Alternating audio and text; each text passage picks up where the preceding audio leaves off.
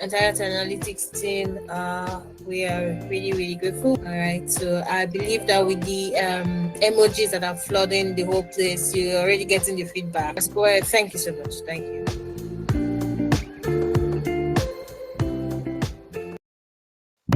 All right. So just like my colleague mentioned, so this is a collaboration between Analytics and Nigerian breweries. It's a 2-day training, and we're going to take a look at Excel. And one other thing, you have different slicer designs over here that you can choose from. Okay, but all of these they don't correspond with our dashboard. Yeah, it's been good, more like a refresher and finding out things that are actually new or things you didn't know you could do. The pace was good, the content was excellent as well. Thank you very much. This is very, very educative and very interactive. For me, it's a kind of eye-opener to what I can do in Excel. I can do more, better than what I used to do. Thank you. Yeah.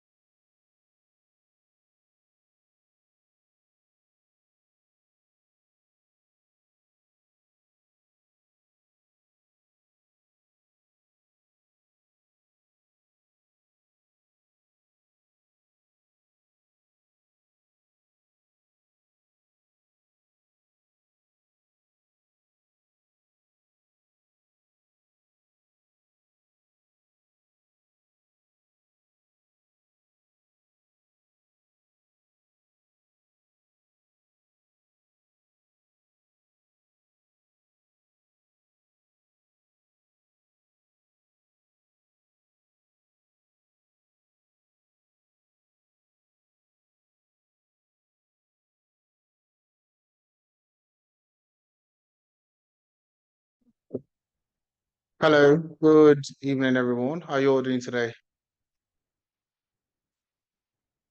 Uh, okay, you can just use the chat for the guys that are just joining. We're still expecting more people to join us. All right. So, how is everyone doing today? How is everyone doing today? Just put it in the chat. Drop a comment in the chat. How your week has been so far.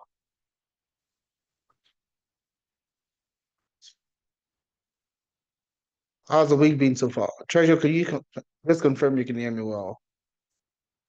Yes, I can hear you. Awesome. All right. All right. Welcome on board, everybody. Today is going to be we're going to be having a wonderful time today. Yeah, so I think my colleague is here. Let's just apply protocols. Okay, all right. So we're going to be having a wonderful time today. Thanks a lot for taking our time to join today's session. I can see some people dropping, comment in the chat already. Fantastic, Indira. Thank you so much for that. Benita also is doing good. So just one comment yourself. We're going to be having fun today, all right? And I want you guys to be able to, you know, enjoy the session as much as we are excited to enjoy the session also. All right. So I'd like to know, how the week has been so far. Okay. Has it been great? Has it been busy? Has it been exciting? Has it been challenging? Everybody's week, how's it been so far? Mine, just put a comment in the chat and then we can, have a brief conversation around that. Well, my week has been a bit busy, very busy, hectic as usual, but thank God for everything eventually. All right. So David, Ugo, Indira, Michael, Onyekon, how's your week been so far? You could just drop a comment in the chat and we can kick start the session. So we're still expecting more people to join the session. No doubt about that. We have more people that we're looking forward to meeting in today's session. My week has been eventful, fantastic, Titi. All right, thanks a lot for that. All right, awesome. All right, we're using this session to wrap up the end of the week. Okay, so if you've had a wonderful week, fantastic. This would be, the peak to the week again. Add to the wonderfulness, the awesomeness that you've had this week. If you have had a very stressful week, this session today would reduce your stress. Okay. So, regardless of anywhere you are, okay, or any point you are, this session is going to be tailored to suit you better and ensure that you get the best experience that you deserve from taking our time to join today's session. All right. So, we're not going to waste too much time. We have well-packed session for today to discuss quite a number of things that you need getting started. Okay. So before we start, I would like to know so that we can tailor the session to you personally, and you can start to implement some of the things that we're going to be talking about today. I would like to know what role you are in at the moment. Do you own a business? Are you a manager or are you an HR professional? What role do you run? What role are you in at this point in time? So I'd like to know. All right, so put it in the comments. You guys are not dropping comments. I'm not sure why, but I want more. Let's interact more with each other. All right, let's interact more with each other. So, what department? What do you do at the moment? I'd like to know. Just put a comment in the chat. Are you a business owner? Okay, it's newbie. Okay, you have to learn. Fantastic, Sophia. That's okay. That's fine. It's part of it. All right. HR professional, business owner, fantastic, beautiful. We have powerful people in the house. We have powerful people in the house. Indira, what do you do? Araf Arafalicious, okay. What do you do? Michael, Oyiko, drop a comment. Let me hear. I'm an HR manager. I'm here to learn more. Fantastic. Awesome. Awesome. Okay. Keep it coming, guys. We have more people that are joining now. So we have Benita, compliance officer in a bank. Oh, fantastic. Good. That's beautiful. So Lucky, what do you do? Adaiba, what do you do? Benita, David, Elijah, what do you do? Okay. Lucky. We have lucky. Kind of have lot of lucky people in here. All right. Ronti, what do you do? Rosemary, what do you do? Just drop a comment in the chat what you do. Just introduce yourself a little bit so we can actually do a little bit of networking before we start the session. All right. So we have Daryl, that is Lagos Commodities and Future Exchange Internal Control. Like I said, we have powerful people in the house. That's awesome. Joseph is a lawyer, education officer. That's good. Keep it coming. Keep it coming. So yeah, the session is just going to be about an hour, 30 minutes, ridiculously 2 hour session. Okay, but I can guarantee you one thing. Okay, one thing I can guarantee from today's session is you are going to be learning a lot from today's session. Okay.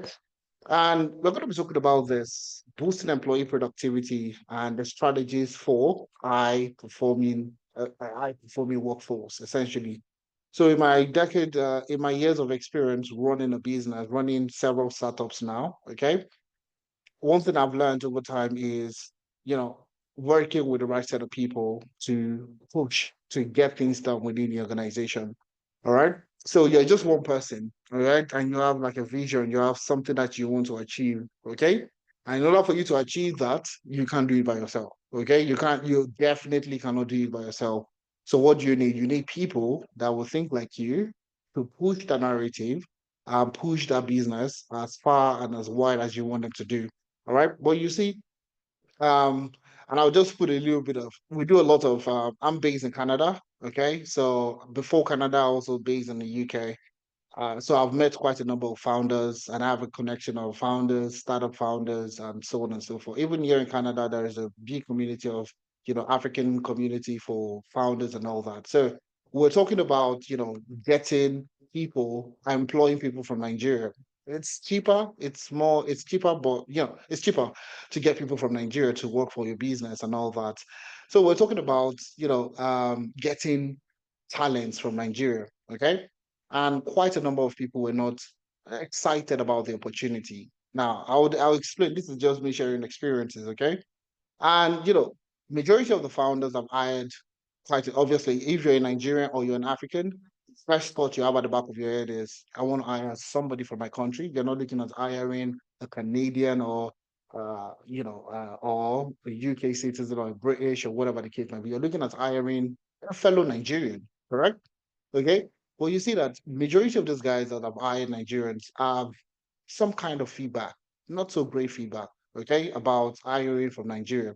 And this is part of the reasons why we thought about this question, this particular topic, and we said, okay, do you know what? How do we boost employee productivity within the organization? Okay. Now, what was the major complaint that they have?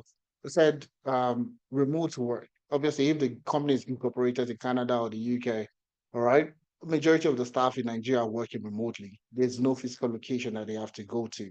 Okay. So how do you ensure that they do their job? Okay. You see a lot of, I work with a lot of Nigerians too. It's one thing or the other. Okay. There is no fuel. There is no lights. There is no internet. There is no this. There is no that. There is so you see things that are supposed to be done are actually not getting done. So you see a lot of founders now moving away from hiring Nigerians or going back to Nigeria to hire from Nigeria. So what do they order? Where are they going to, you would ask? Now, there is another person, another founder that I met that actually went ahead to create a business around this. Now, people hire majorly from Eastern Africa. Okay, so you see the likes of Ethiopia. You see, that's where the guy is bringing in talent from. Okay, to other African startup founders here in Canada, and that's his business. Hire from these places. Now, obviously, Nigerians are way. I want to believe we are way hardworking. Okay, and because I'm Nigerian, so very hardworking individuals. But long story short, here is if you have a team of people, regardless of their background, regardless of their challenges, regardless of everything that they face on a day-to-day basis, how do you boost their productivity? So, with the limited resources that you have at hand at the moment, how do you still boost those resources that you have? Okay. So, and that's what we're going to be talking about in today's session. And we're going to be bringing two heavyweight within the HR, talent, people space, culture space. All right. And they're going to be coming here to speak to us to shed more light into what we talk about, the topic employee boosting employee productivity. We have Titilope, Akerele, and we have Demola Scott. We'll do further introduction for them, okay? But this is just me introducing to what the session is all about. Okay. So if you're excited, I want you guys to put a one in the chat. If you're excited to be here, if you're excited to be here, put a number one in the chat. Just type a one in the chat if you're excited to be here. Fantastic. Chill. Awesome. All right. So we have quite a number of people from different diverse backgrounds and all that. Okay. So we're definitely going to be doing a lot, discussing a lot. Awesome. I can see we have more people joining the session. We should have more people join, definitely. All right. So a little bit about analytics business. I'm pretty sure some of you are hearing of Tenalytics business for the first time.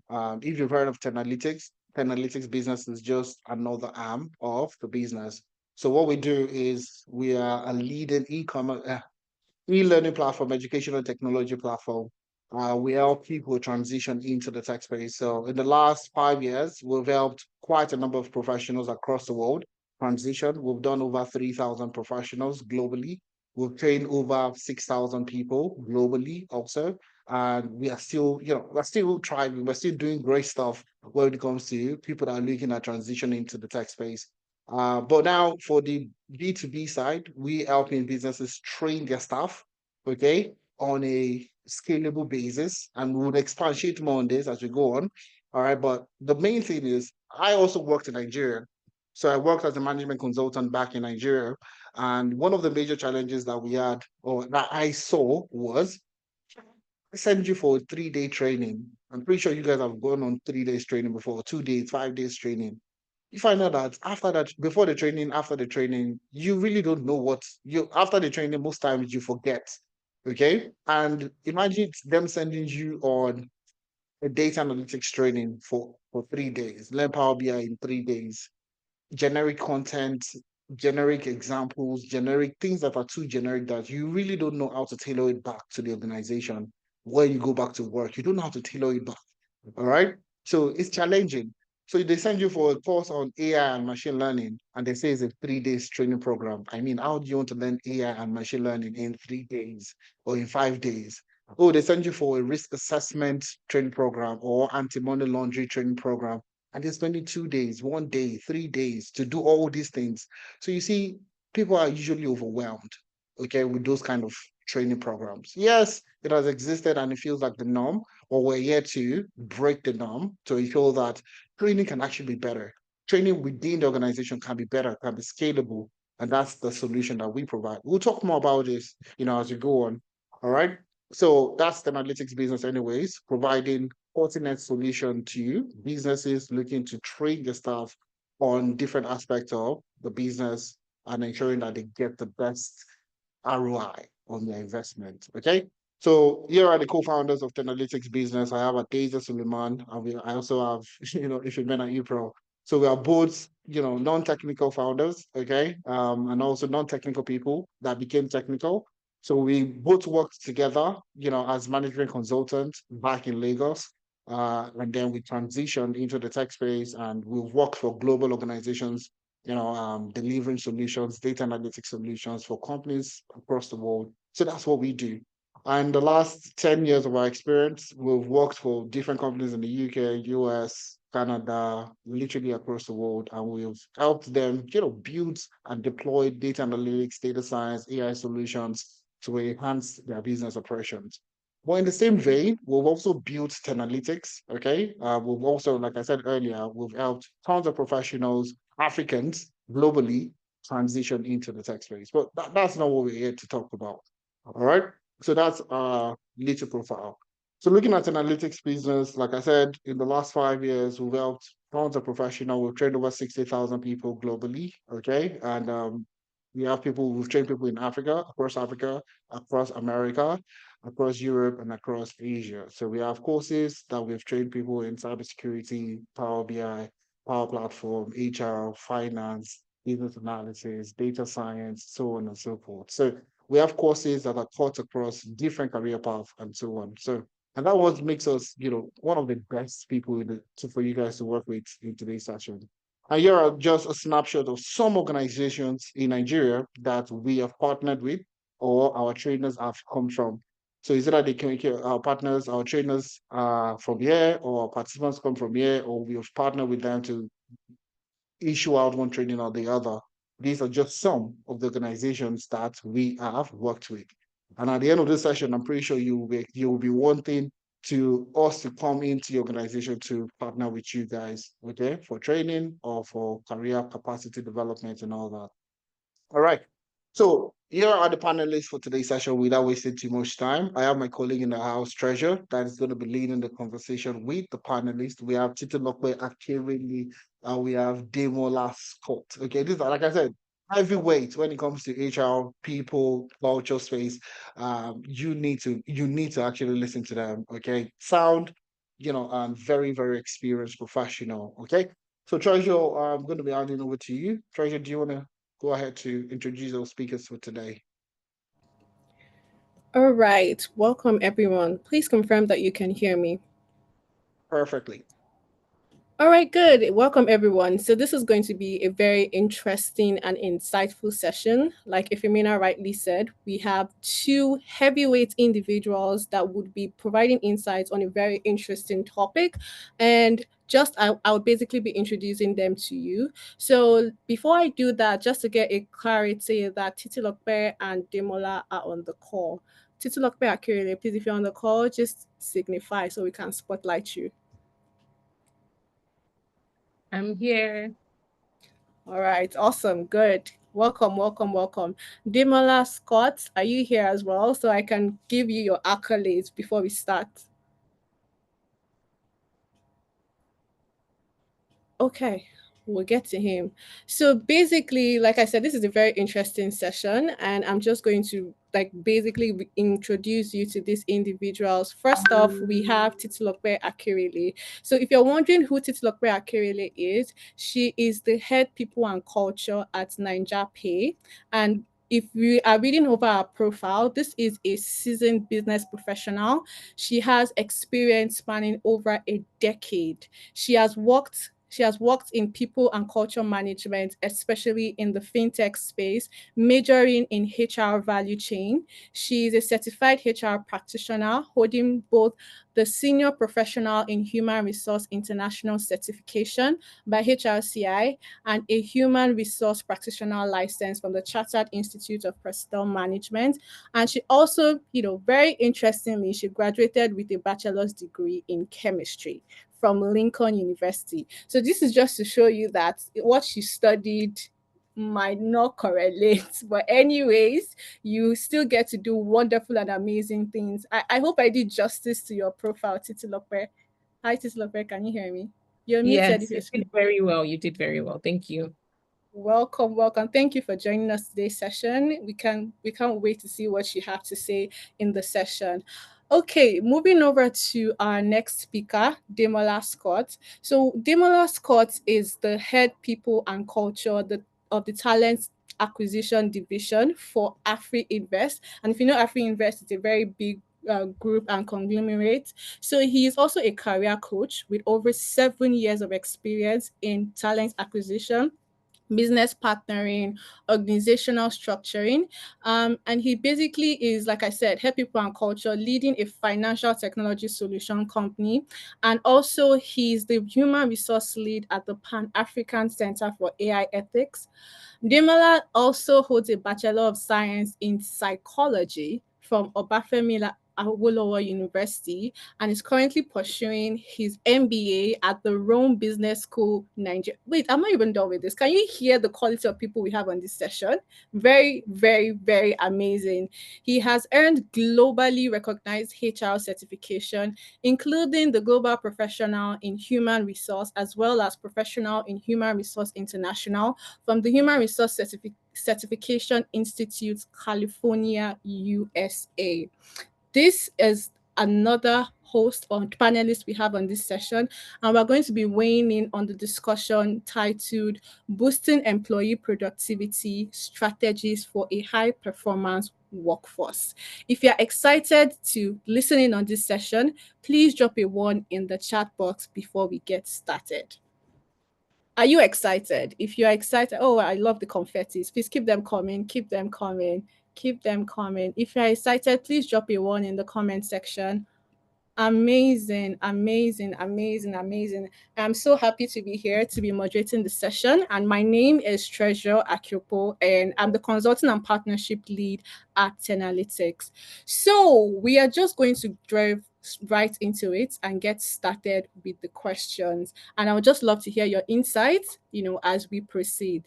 So as we have Titilope on the call. So let's kick off with you. So Titilope, just as interesting as the title is, basically, how would you define productivity and the context of your organization for today?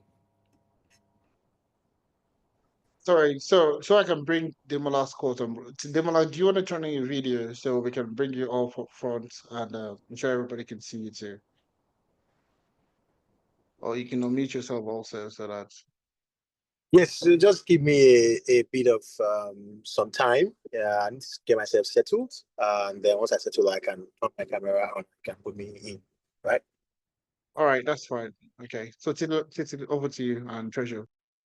Thank you so much. Sounds like either Demola is working from the office or somewhere. See why we're talking about productivity here, right? Today is work from home for me, so I'm able to turn on my camera very comfortably.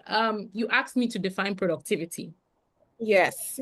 Right. So I would say that previously, when people think of productivity, the first thought is output, right? Productivity pretty much says, have you done the work that needs to be done? But how I would like to define it is a continuous contribution, right? So it's not about just that one-time output. It's a sustainable contribution. You need to be able to deliver consistently and not just one-off. So, and also when it comes to delivering, it's about quality, right? So sometimes it's, oh, I was told to do this and I have just done it. That's the end. But what's the quality of work, right? The quality of the output at the end of the day that you have brought. So productivity is much more than just the work has been done. It's how has it been done? How good has it been done? And is it something you can continuously sustain? So that's my definition of productivity. And that's a very interesting take. What I basically could grab from that is quality of work. And it's very interesting that in the current world today, many people are focused on, oh, you need to be at the office to get things done. Oh, you need to, I need to see you to get things done. But are you really delivering just because you're sitting in the office? Not to say that, going to work on site is wrong, but how do you quantify quality of work? How important, or how does it make a change to the individual? That's where work-life balance comes into play. So I really, really love your definition and explanation of productivity. It drives home the point that it's really good to think about quality, especially for the individuals and employees that are going to be doing this work. So absolutely fantastic response. Thank you so much for providing that insight. So let's move over to the next question. So when it comes to assessing productivity for your organization or your company, using, let's say, Nigeria Pay as an example, what key metrics or indicators does your company look at for both like individuals and teams? Great question.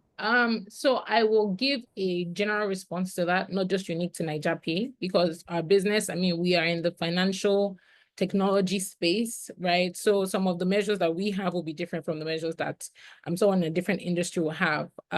However, this is why I want to give a more general answer to that. So how productivity should be measured in an organization, depending also on the teams, right? So your productivity can either be measured quantitatively or it can be measured qualitatively.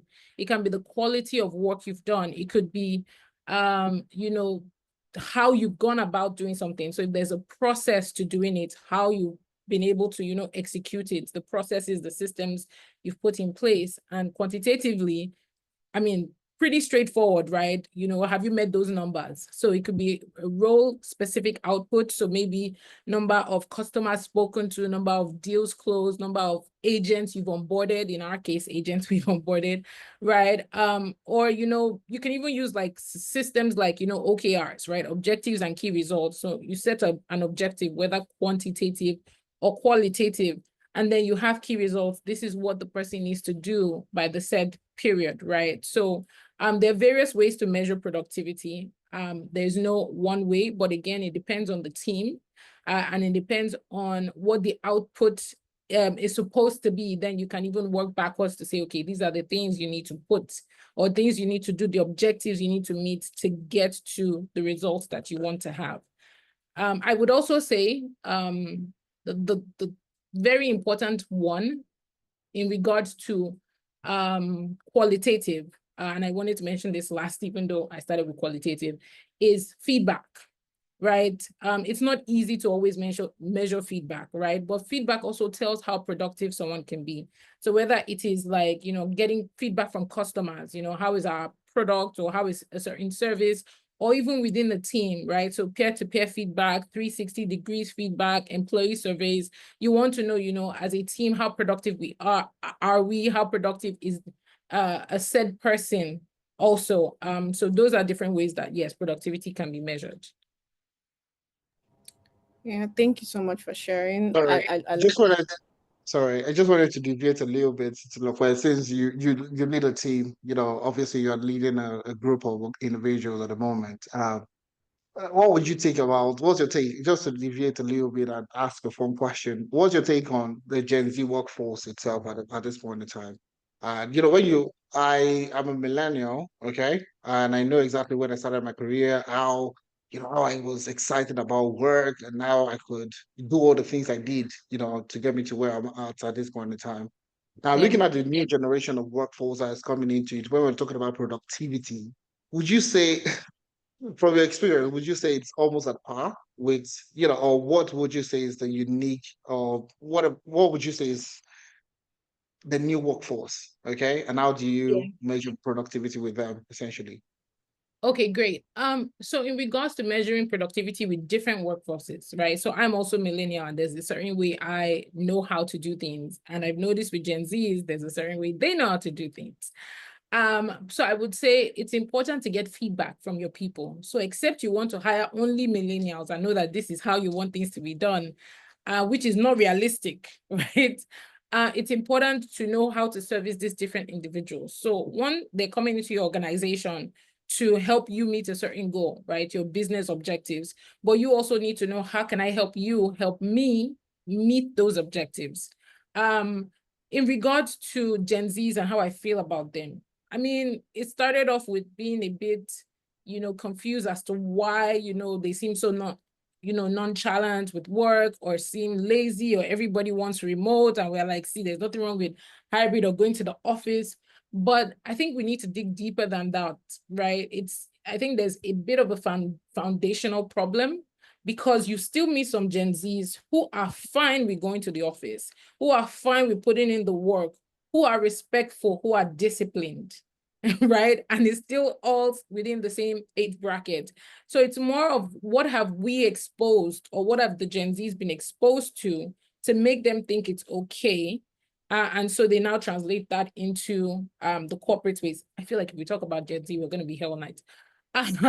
But yeah, so I feel like, even with their unique behavior and the way they do things, it's kind of what we've taught them of what they've seen. We're now in the age of, content creators, social media. Everybody thinks, they can be a boss and make their own money, and things like that. Based on that we've shown them, this is what they're translating to the workforce. So this is now also when you're onboarding people, you're taking them through how your organization runs. Don't assume because you're a millennial or a baby boomer that when you get in, you work, you slave, you close at 9 p.m. So anybody that comes here knows that. No, don't assume. You let them know this is what the culture is like. This is how we measure productivity. In fact, before they come in, you let them know during the interviewing stages. So it's, can you do this, or you are too butter for it? And if it's, I'm willing to learn, because again, that's one popular thing we see during interviews or even on resumes. I am willing to learn. I am ready to learn. If you're willing to learn, when you come in, it's important to make it part of the onboarding process to make sure that your organization maintains that productivity that you wanted, that you want to portray or you want to be the end result. That's a very diplomatic answer, but I love the way you put it. Very. All right, but yeah, I will still come back, to talk more about that. But very, very, very sound way of putting it, and I do like the way that you set it. Before you start, and even during the work process, everything must be established from the onset. So beautiful take, absolutely precise. Yeah, thank you so much for sharing, Titilope. I think that was very, very, very insightful. I just want to drill a bit more into that conversation, just like if Ifemina has asked. We talk about millennials, we talk about Gen Z. There's a lot of myth when it comes to productivity. Like, what's your take on it from a leadership perspective? Like, what do you think are these myths that people need to be aware of? That it's certainly not true. There are better ways to like improve on it. Give me one. If you can think of one, give me one right now. I can give you a dozen. I could give you a dozen. Number one, you said one, too lazy. Gen Z are a tad bit too lazy. Number two is they quit easily. Okay. So for millennials, for example, I could be on a job that I had been stressful, but I would do it regardless and just keep doing it, even though I know it's stressful. Millennials don't know how to keep that. They rather just quit, and even if they don't have anything at hand, they rather not do anything and just quit. Do you understand? So let's just start with those two: being lazy and yeah. Okay, so being lazy, yes, it's a myth because they tend to be lazy towards things, or some people will tend to be lazy towards things they don't have passion for. Right? If you're passionate about something, it's harder to be lazy. So if they genuinely wanted that role and they fully understood the scope of the role, the scope of work, they will not be lazy. They'll be excited to do this because from here, either I'm growing within this company or I come out and do my own thing. The fact is I would have gained something that allows me, to be more empowered than I was before I started. So I do think that is a myth. I think it's mainly because of passion, which means we are putting people in roles that do not satisfy their hunger. And of course, they'll be quick to bounce. Now, leading to the next question, which is they quit easily. Again, no passion, right? But in regards to quitting easily, I think it's more so the culture they see around them, right? Quick wins. A lot of people are making money. I mean, CBEX, I think that's what it is, or SBEX. Yeah, bringing that here, right? Put your money now, by next week, you get ×2. So with that kind of culture and that expectation, it's, a week has passed and my salary has not been reviewed, or my manager has not praised me. He still expects me to do this for a month. This is where the myth comes in, where it's like they quit easily, but you wouldn't think so much of that if you would train or guide these people, right, to let them know, right, okay, these are the goals that we have set, and this is the timeline it takes to get it done, so that this person can actually show true patience, knowing that I am building towards something. Yeah, so that's pretty much it. Honestly, I usually say this: nothing beats experience. No answer. There's nothing that beats experience. That your answer Yeah. cannot come from inexperience. So it's Thank loads you. of experience of dealing with different, different talents, literally from across different brackets, different Yeah. backgrounds, and all that. Absolutely sound. I'm actually learning from this, honestly speaking, and I know that people on the call also are learning from this also. So if you're learning something new, something exciting, just drop a one in the chat or give us a reaction whatsoever. All right. But I'm learning Happy to something. help. So Thank you. Titilope, like you're hitting the nail on the head. Okay. Thanks a Thank lot for you. that. Absolutely. Thank you. Treasure, yes. Yeah, so absolutely amazing. Your responses are more beyond insightful because I'm beginning to understand certain concepts that me myself, Gen Z people, yes, I never knew were possible. So thank you. Thank you for making us aware of this. So I really want to get like understanding of the myth you've discussed it. So basically, what strategies have you employed or are you working with at the moment to just help productivity level? Considering the fact that we have a multi-generational team, the Gen Z, the millennials, people that want to do hybrid, people that want to come on site. How do you manage this basically? Okay, so one example would be so we in my organization we measure our performance, right?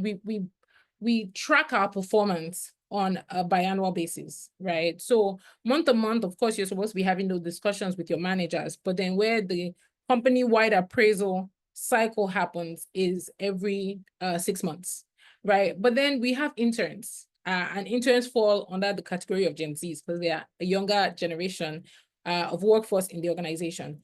And in their case, their own performance is measured weekly. So we have a separate tracker for them that allows them to measure their performance on a weekly basis. And then at the end of the month, it's how have you done? What are areas of improvement? How can we support you and make things better? Unlike someone else, who is of a different generation and he's used to the system and knows that, okay, I can do a check-in with my boss every week, but it doesn't have to be sitting on a tracker. Also, if I have blockers, I know to raise that I have blockers. Unlike, a Gen Z person that might not think it's necessary to raise a blocker or might not know the importance or not even realize they have a blocker. But because we've set these weekly check-ins, weekly monitoring tool, right? We ourselves are able to ask those questions so we know how to prevent or fix a problem before it goes on to the following week. So yeah, that's just an example of how, we have been able to tackle a potential challenge with the different generations when it comes to productivity in the workplace. Yeah, thank you so much for sharing. I feel like this conversation is now Gen Z, millennials. Very soon we'll drag alphas into it. So I think everyone will be pretty intrigued. But thank you so much for sharing. That's very interesting. And even coming from like a project management perspective, I understand the importance of like weekly meetings, having to understand what your team is going through at certain points. So I think that is very, very, very important. So when it comes to like your company's culture, what do you think what role does it play in terms of like your employees' morale, their productivity level? Do you think company culture has a part to play in this? And if yes, why? Why do you think so?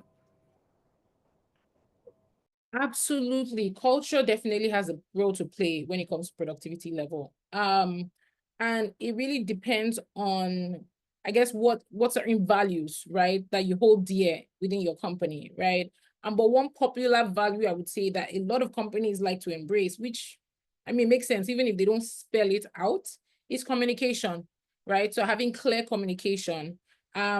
That within a culture, right, means that you're able to tell a fellow team member, okay, these are the blockers I'm having, or oh, this is when we should meet, or this is how we should build this product, or oh, there's a delay on my end, but this is when you can expect to get it. Those kinds of things, right, that fall all under communication within a culture helps with productivity, because if you have clear communication lines, it's easier for people to deliver, right? And even if they don't deliver on time, they communicate it ahead of time, right? So that everybody knows. And then if that timeline needs to be shifted, it will be shifted accordingly. So I would say, or I've already said, sorry, culture definitely plays a huge role on ensuring that, productivity levels stay high within an organization. Yeah, absolutely. I 100% agree with you there. It especially like on the communication angle. When it comes to communicating, when it comes to a meeting, it's one thing for you to come as a speaker and say whatever you want to say. But if you do not pass across the message, you're wasting your Yeah. time because Mhm. the project will not get done. Either there will be issues, your team will be losing money, your company will be losing money. So it's very, very important to make sure that when you are communicating, you're not just communicating, but you're communicating effectively. So that's like one of like the very key things when it comes to communication, when it comes to culture within people.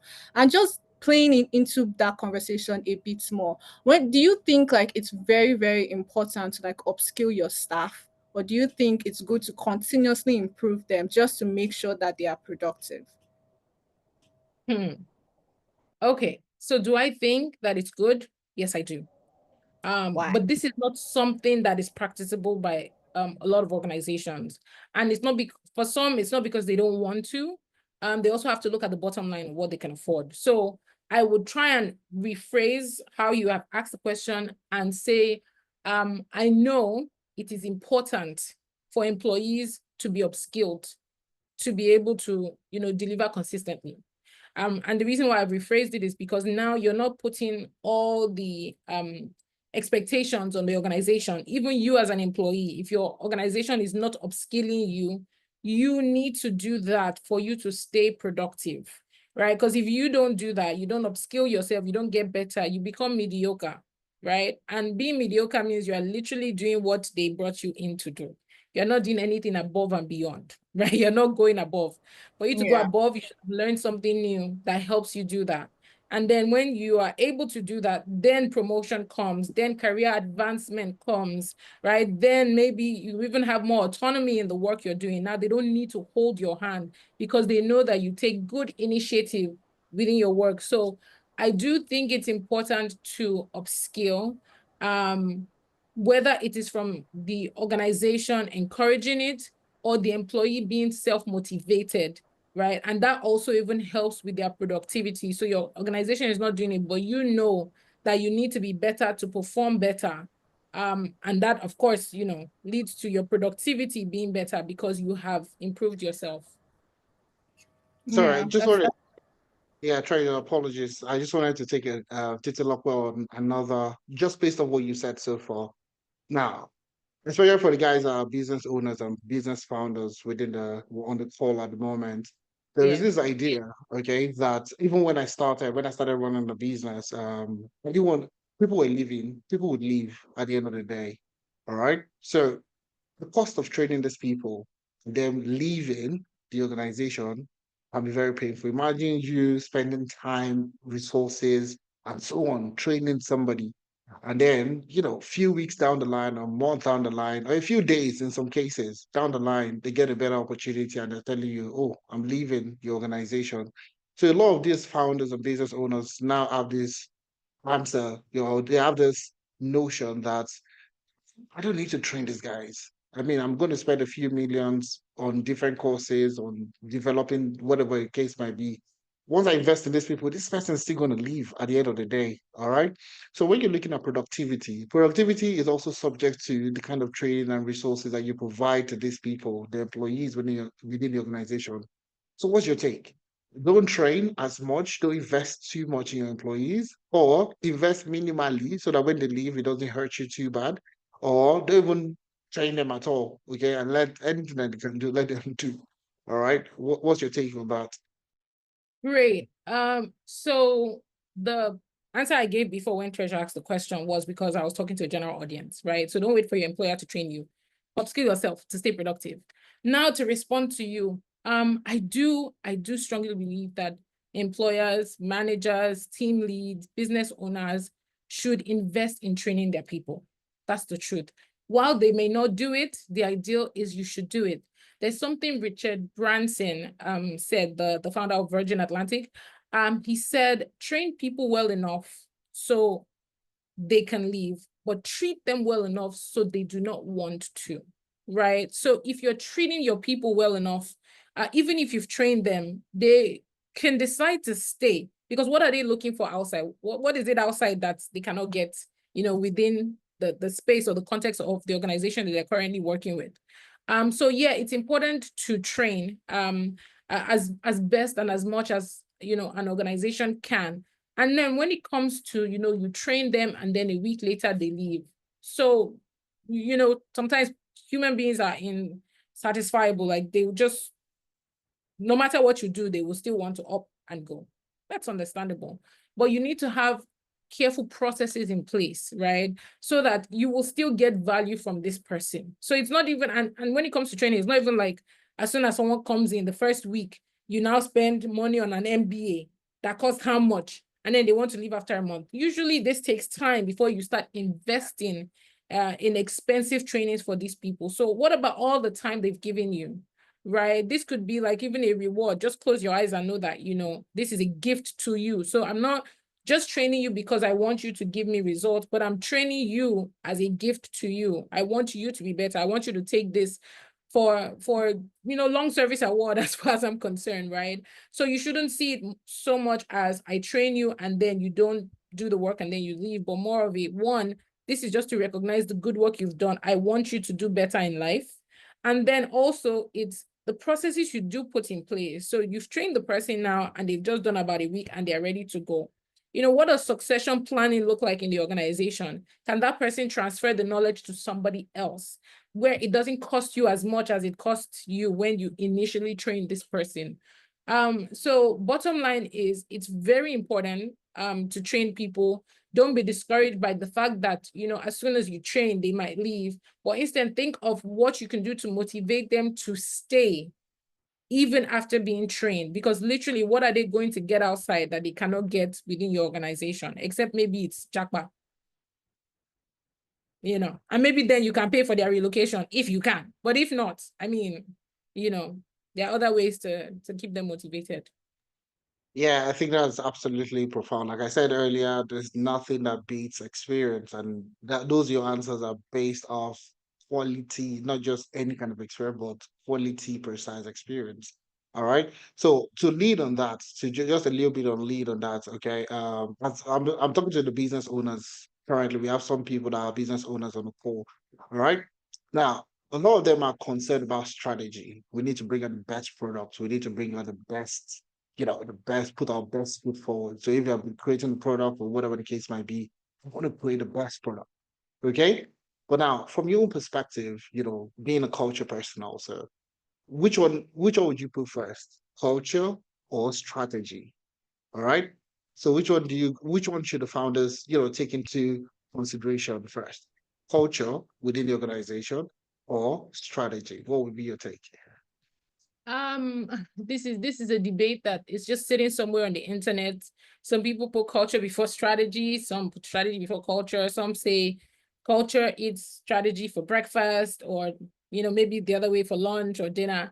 I think it can also be unique to what works within your organization, right? What are those goals that you're trying to achieve? In some people's organization, they're driven by revenue, right? Some revenue while bringing costs down, right? Some, it can be customer acquisition, which of course will lead to revenue, but the core focus is we want to bring in more customers, right? So just as much as strategic objectives are different, right? Your direction, whether you want to focus more on strategy or focus more on culture, would depend really. We see some big companies, the Googles, the Amazons, the Netflixes on Netflix. Yeah, we see them, and for some we hear more about their culture, for some we hear more about the strategy they put in place. So I would say, don't be so much focused on what other people are doing, right? But what works best within your organization. So yeah, am I going to give you an answer on which one is better? I would say within your organization, see what works best. Okay, that makes sense. Like I said, that's also based off experience. So thank you so much for that. I think it's highly profound. Looking at from my own personal perspective, from my own personal experience, we got into an accelerator program last year, and we met with different startups, different companies, literally across the world. And this same question came up, and different organizations, like you said, define what works for you. Okay, so don't just pick up something on the internet and just feel like, okay, hook, line, and sinker, I'm gonna apply it. Okay, but look at your own organization and see exactly how it works. So from a service-based business like what we do, culture is very important. Even the product might be there, fine, might just be okay. But if you have a good culture and ensure that, because at the end of the day, who are the people that are going to deploy this strategy of yours? It's the people. Well, like you said, it's still not cast in stone to say that it's culture that drives strategy and all that, but look exactly what works for you. And I think that's something most business owners, I think this has turned to like a business, business strategy, Conversation. conversation. Yeah, I absolutely. mean, And you can ask Elon Musk, for example, what is more important to him. I don't think he's gonna say culture, right? But somehow his businesses are still thriving. They're excelling, right? They're doing great on the, stock market and things like that. So this is why for me, I really think it depends. It's unique. I mean, mostly culture is what should drive. But if your direction is different and the way you work is different, I mean, let's do that. awesome. I mean, so for the people that are looking for private consultation and you want to send Titilope a message, send me a message first. I will bill you, then I'll, send you a number. But yeah, absolutely profound conversation so far. Yeah, treasure, yeah. Yeah, couldn't say anything less. You've been giving pretty spot on responses. And I feel like I need to throw a curveball into this conversation because, I feel like in as much as you're giving spot on responses, you're being very diplomatic. So when it comes to productivity, I want to get your own insights or suggestion on this. Do you think productivity is more a system issue, or do you think it's a people issue, or is it both? And just basically give me your reason on either of those thought process. Okay, because I was about to be diplomatic again and give both if you're not going to give me both. I'm for everyone and I'm for no one. That's pretty much what's happening here, right? So I'm for the people and I'm for management. So yeah, you asked, now I've lost my train of thought. But I know the answer was both. So what's the question again, please? When it comes to productivity, do you think it's a system issue, or do System you and think it's people. a people issue? Yes. Yeah. So I think it's a mix of both. Of course, if people are not properly trained, or you just happen to have bad hires, so you can even train people and some people are just not good people. They just came here to spoil things. They're already disengaged and they want to drag everybody else with them. So yes, it can be a people, because then it affects other people. So not especially in an organization where there's a lot of collaboration, or there should be a lot of collaboration, it takes a team to give you, what it is that you want at the end of the day. If one person is slowing down the process, it affects everybody else. So in that case, productivity is not even in the picture, because how can you be productive when you've not done your own part because someone else is holding on to their own part, right? So clearly that part becomes a people issue. And then also systems, right? If you don't put right systems in place, how do you ensure that that person is not doing that and blocking, the process, right? How do you ensure that that person who is being a blocker is not continuing to be so, right? So you need to have a proper system in place that says, hey, while the timeline for you to do this is this, if you don't do it by this time, this is what's going to happen, right? So you do need to have that. Also, in regards to how you work.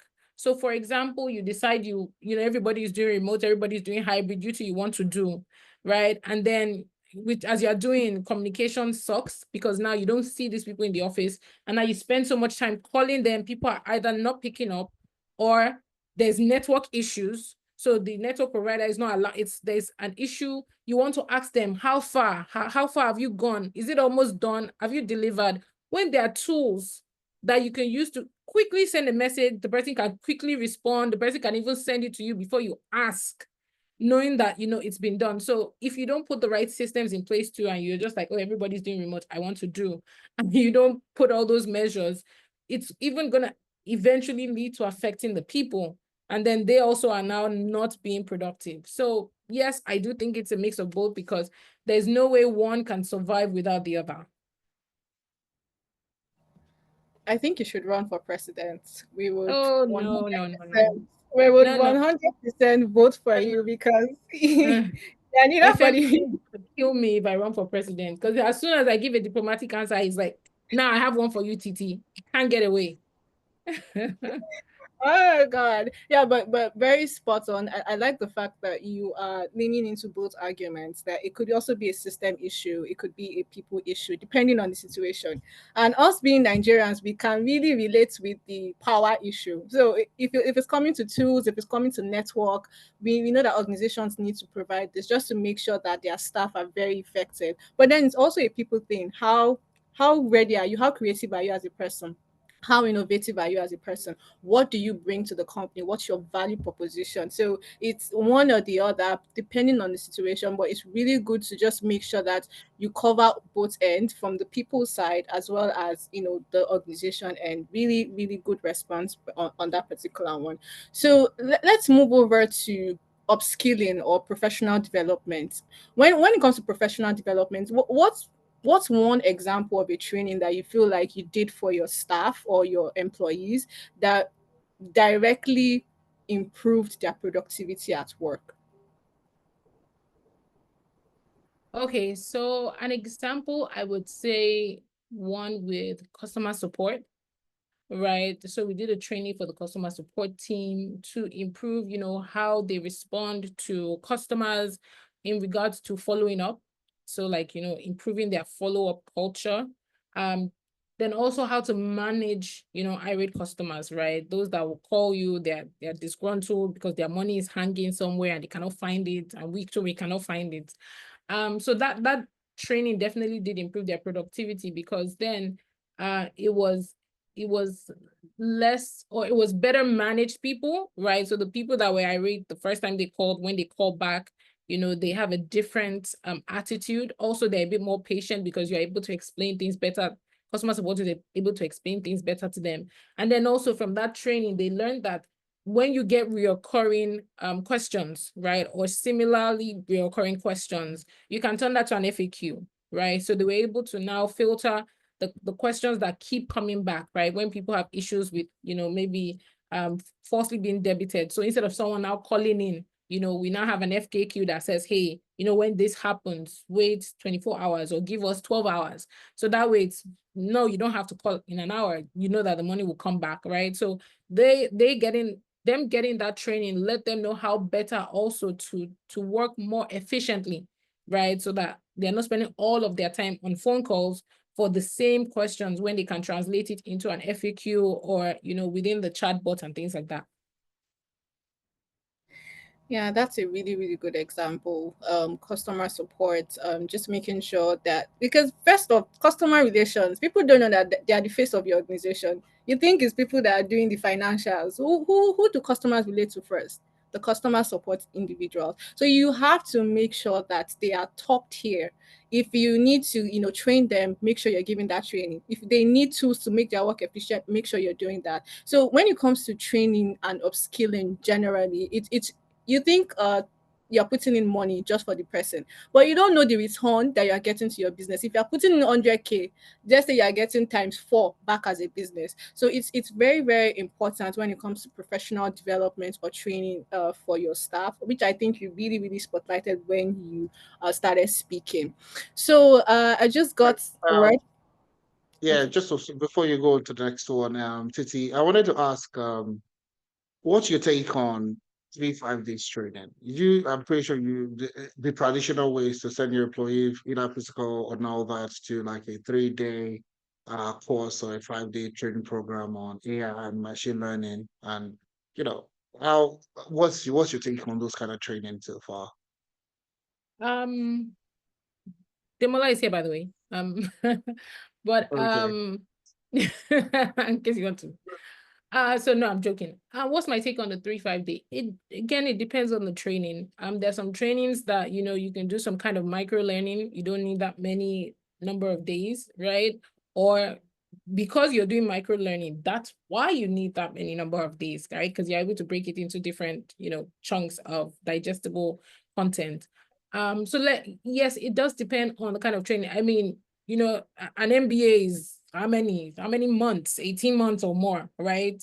While there are some, maybe a quick customer service training on how to manage difficult customers can be a one-day training. So I don't have any, negative thoughts about 3 to 5 days, but I will say though that if it's a training that can be squeezed into 1 or 2 days and you decide you want to extend it to 3 to 5 days, focus more on feedback, right? So rather than just giving content, let it be so much more of an interaction, maybe even like a workshop, right? So you're giving content into a moment, and then you're given an assignment, work this out, show me how this is done, translate it in how you would, or show how you would translate it in the office, so that after those 3-5 days, when people are on the job, they're literally implementing what they have learned. It's not just, okay, it went into one ear and it came out of the next, but it's more practical. So spend the remaining days practicalizing the training. So even if it is, I've been showing you on computer, and you need to now come into the office and then sit, have a circle, okay, or even just give them the data to work on, or tell them to share an example of a data and then, work together with it, whatever it is. I think spend more time with, using it as a time to get feedback and see how you can practicalize it for the participants. Okay, awesome. That's very good. Like I said, I think you are very diplomatic with your answers. Well, very, very spot on. Also, very, very spot on. I worked with a management consulting company back in Nigeria, Lagos. And a lot of organizations do 3-5 day training program. They sent me a couple of 3-day, 5 training program. If you remember, there's a training program on risk assessment, or there's a training program on this particular, machine learning or something, 3 days. And you find out that you go for those 3-day course, and it's modeled up together, okay? And you really, maybe for soft skills training, it might come up as very good, as okay, some things that you can quickly implement, business writing and all that. So Demola has run away. I need Demola to answer this question too. Because he is, also within the fintech, investment space itself. I would like to take your take on, if you send somebody on a financial modeling training program for a 2-day training program or a 3-day, 5 day self, all right, how good would that person come back? Would that person be able to implement all the things they've learned in a 3-day training program, 5-day training program? Or whatever the case might be? It might not be financial model, but training itself, 3-5 days. Do you think it's impactful? Do you think it's something? If it's physical, you cannot measure. You don't know if the person was there. You don't know if the person attended. You don't know if the person is listening. You don't know if the person performs. So, what's your take on this 3 to 5 days physical training program, or even whatever the case is? Yeah, Demola. Yes, thanks. Thank you, right? So apologies once again for not being available since the beginning. Titi has done an amazing job. She has held the fort down very well. So Titi, thank you. You left me to be hounded. Big ups to you. You are more than capable, and that's right. Thank you so much for holding the fort. So thank God you used that same example, financial modeling, right? Because we regularly send guys for that kind of course. But we have research analysts in-house, you have consultants in-house, you have investment bankers in-house, right? That need financial modeling properly, you understand, for their jobs and for what they are doing currently. And usually you cannot, and when it comes to training itself, it's like a curve where you have you gain a lot of knowledge quickly, and then as it goes on, it begins to depreciate, and then it goes to a level where it just flattens out because you can't learn so much at once. So it's important that you also try to, like Titi has said, if you can compress the time, because these guys are working as much as they are still going to the training. They have deliverables, they have things to do. So you can't send them. In fact, I have guys that we sent to Lagos Business School, and you could see their productivity drop so badly while they are going through that training, because even if they are doing it virtually, they can't concentrate on the classes themselves because they see how the labels that are going on. Nobody really pauses your work to say, oh, this person is on training. And I think that might be something that I might think about. Say, okay, when somebody's on training, the person doesn't even have any work related stuff to get done because they are not able to. So at the end of the day, I see that you are wasting money, honestly. Honestly, you're wasting money because the person is not able to gain a lot from the classes. Person is also not still productive while they are at work, right? So it's almost like you have lost on both sides, but you have enriched LBS his pocket. Yeah. So they don't care whether you are not able to learn or not. At the end of the day, give you a certificate, and then you can say, oh, I graduated. Give Congratulations. the And then money you have to like analytics. Don't give it to LBS. Give it to oh, the okay, yes, yes, yes. Give the money to Thank you. analytics, right? So you have that, right? You have that process where guys, but let me just answer your question, which means that what happens usually is that we have a system to track, to ask the guys, these guys, if they have take homes or what they're supposed to do, have they taken these courses or are they taking these assessments? How are they performing? Then don't forget that you learn by practicing, you learn by doing. So no matter how much you've learned in class, it is by doing that you learn it. So no matter how much I teach you about public speaking, if you don't speak somewhere, you are not going to learn and appreciate the information properly. So the real thing is also, are you sending the guys that actually need that skill set to the right training? That was talked about how to develop your training calendar and all of that. Making sure that the right people are the ones that are going for the right trainings. People just send people on training that some of the guys are in the class and they're wondering, okay, why you send me to this class now? I am not getting anything from this class. If you had asked me, the just comes from just doing a pre-assessment before or a pre-training evaluation to know who would actually need this particular skill set the most. That way you can determine who is going for that training. Not just how the MD or how the CEO feels and says, this person go for this training, he must go. And person is wondering, okay, I don't need this training at all for anything. Do you understand? So it's important that we try to find a way to compress the classes because people are working while they are doing that. Secondly, make sure that the right people are going for the right trainings because they are the ones that would actually now come back and use that knowledge for their job. So I have guys in IB that are doing models every day. They're the ones that would appreciate it. And as they are doing it, in fact, when you are now, you know that when you have what we call pre and post evaluation of training, right? So that means that once you are going for the training 2 to 5 days, you give them like a period of 1 month and check how they were doing their models before they went for the training and how they are doing it after the training. That's how you know whether they have gained a lot of things. You know, in training, there are 4 things you learn, you check after. You have the reaction, the behavior, the learning. Reaction is that somebody finishes the training right now. Oh, training was good. The analytics business webinar was amazing. That's the reaction. Now, behavior. What changed about your behavior after attending that particular training or that webinar? That's behavior. Then learning. Learning happens over time. How has your performance improved over a period of time when you have now taken that training? So you have to do it that way pre-training evaluation while you're doing the training itself, and then do a post-training evaluation. That way, you can actually now measure the effectiveness of your training situation and solutions for your organization. Yeah. And yeah, that absolutely makes sense. I mean, we brought in, we have very sound professionals in here, with no doubt about that. So I think those are the things that we've taken into consideration, and that's what we have built over time. Like that's literally all the challenges, all the things that you guys have outlined, are the things that we have greatly improved on with the platform to analytics business, and that's the solution that we're offering to people. We'll talk more about that as we go on. Okay.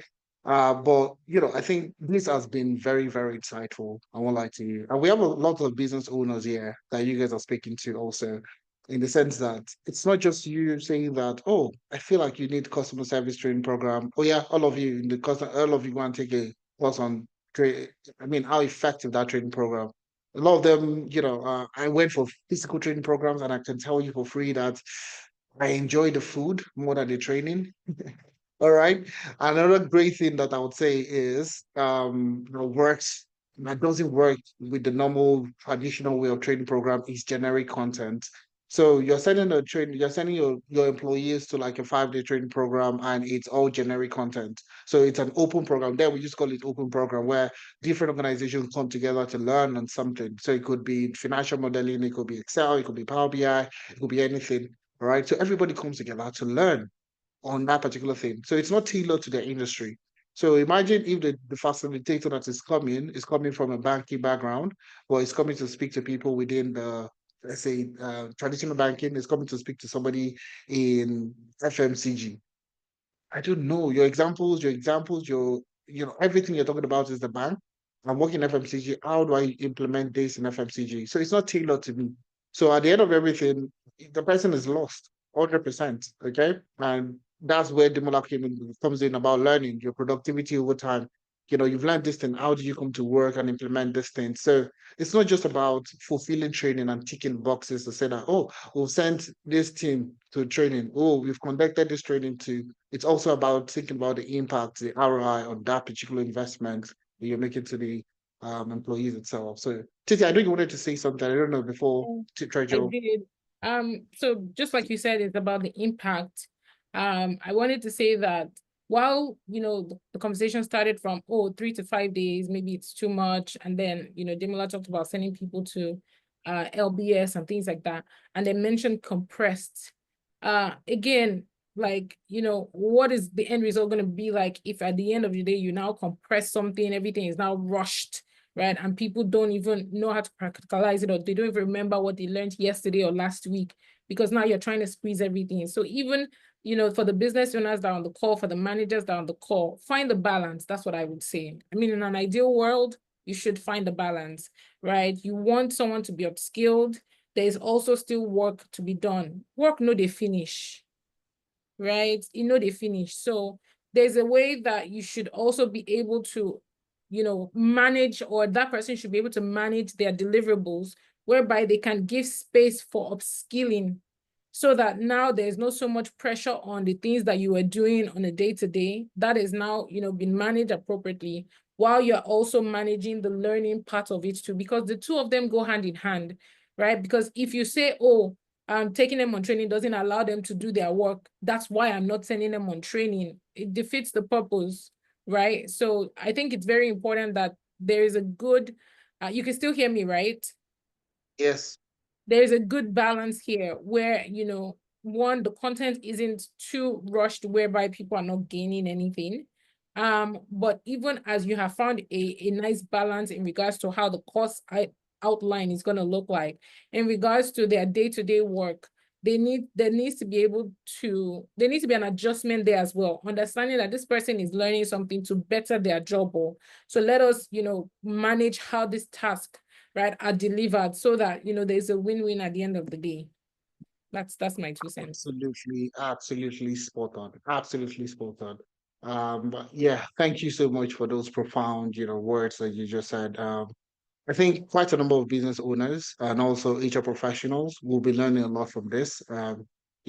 Reality and expectation and reality, two different things, essentially. And I would say that all the things that you've shared are things that people can actually start to implement. They can actually start to do, from the training needs and assessment to the, coming up with all these metrics and all these things for training, for them to have more impactful training itself or productivity team itself. Treasure, yes. Do you have any other question before? All right, so both Titi and Demola has done like great justice to the entire concept. I would just want us to, begin to wrap up with a few questions. Majorly, when it comes to productivity, especially for like company leaders, we have like a lot of them on this call. How do you think they should go about boosting productivity for their employees? Where they don't even know where to begin from. What would your advice be to that situation? So let's start off with Demola and then we take Titi. Demola, you're muted if you're speaking. Okay. Yeah, Titi, please go on. Okay, thank you. I feel like I kind of answered this question before. In regards to boosting productivity for your team, I would say understand, the dynamics of your team, the dynamics, and then the what's it called? Lack of a better word. Understand the population, right? The demographics, that's the word I wanted to use. I'm sorry. I understand the demographics of your team, just like Ife had mentioned. Don't generalize, right? So even with content, with training, you want to just give a general training everybody, and some people are like, it's not useful to me, it's useful to me. Same thing with your demographics, right? Don't generalize. Instead, get feedback. What we talked about this earlier, what works for millennials might be different from Gen Z, might be different from baby boomers. This is not to stress you per se, but because these different demographics, different things work for them, right? Different things are of concern to them. If I will take it back to food, since if you talked about food, enjoying food in trainings, if you think about it, end of year, Millennials, baby boomers might be expecting like a rice and oil. Those are the things that excite us. I'm far. But Gen Z is thinking, who's going to eat the rice? Give me a gift card, or, give me cash, right? So you see, like, if you give them rice and oil, what's this? You're not motivating me. I'm still demotivated. Me, I'm happy. I'm very motivated. In fact, I'll hold your rice for you. Right? So it's understanding that because you have different demographics, you don't want to generalize. You want to speak to your people. What are the things that they need? Crave their feedback to know how to cater to them, because catering to them allows them to cater to your business, right? If they feel, motivated, if they feel empowered, then they will produce the results that you are looking for. Right. But if they don't, if they feel like, there's a bit of bias, right, you're only doing things that these people like, they won't give you that productive level or productive output that you're looking for. Titilope with diplomacy. Absolutely spot on. Demola, let's go over to you.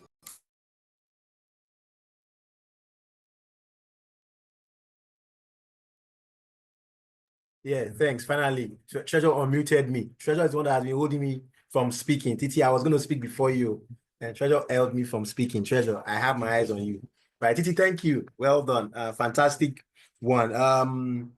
I will come to productivity, but I want to just talk about training a little bit, just a little bit, to say that, there are different kind of learners. People learn, you have auditory learners, you have visual learners, you have kinesthetic learners, right? People that learn by doing. Tech bros don't learn. They learn by doing. They learn by coding. They learn by touching their laptops, right?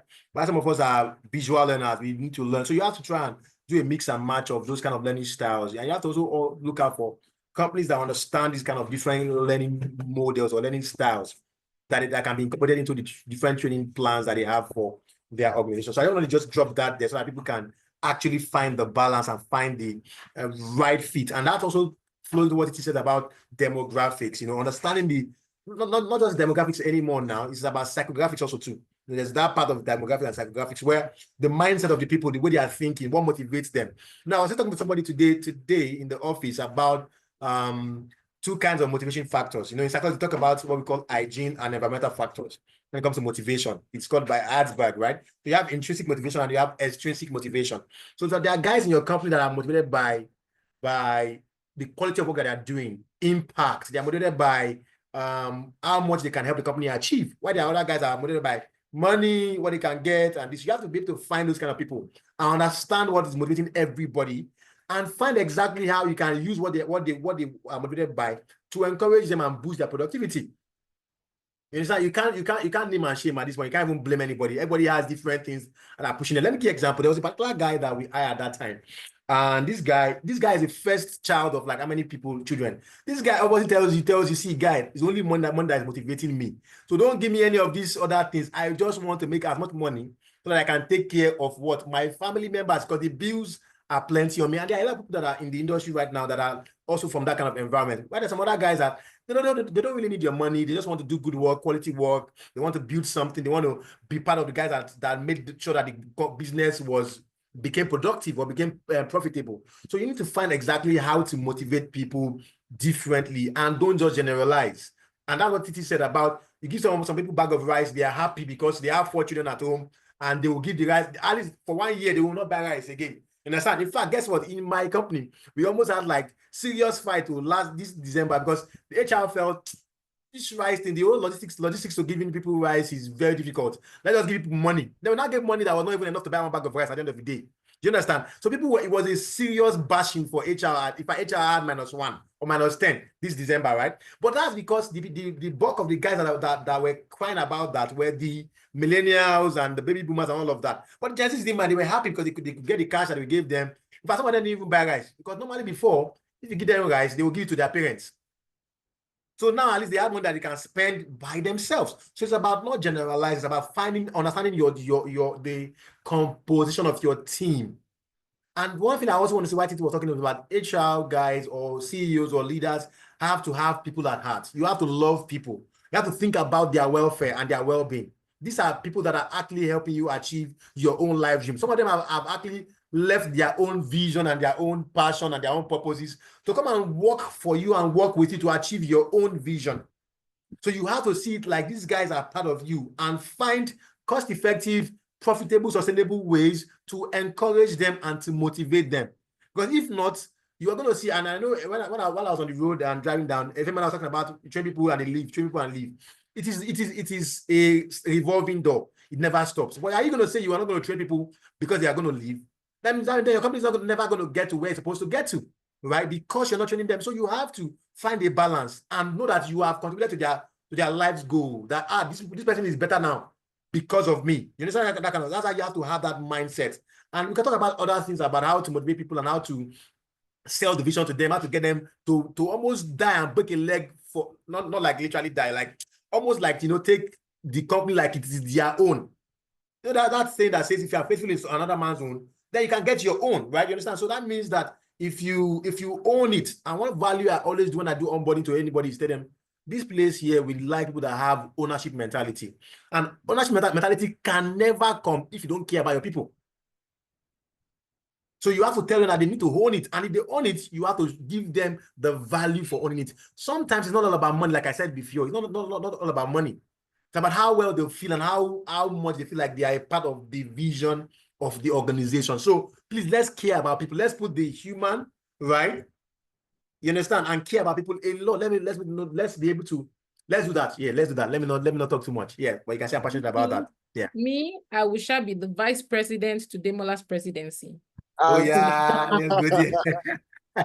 Absolutely profound. Everything Thank has been you. profound so far. I have loved, I've actually learned a lot from all this conversation we've had. Even as running the business over time, there are things that that you just do that you don't even know how it is structured and all that. But you guys saying this and resounding it makes so much sense. Okay. So even looking at training your employees, looking at training and getting them at the end of the day, they are going to, if you, even you left. I mean, I usually tell most people, most founders, when they have this, we have this kind of conversation, and I would ask them, like, how many organizations did you work with before you actually became a founder? All right. So you worked in an organization that probably invested money, time, effort, and everything in you. You moved to the next one, but you didn't complain.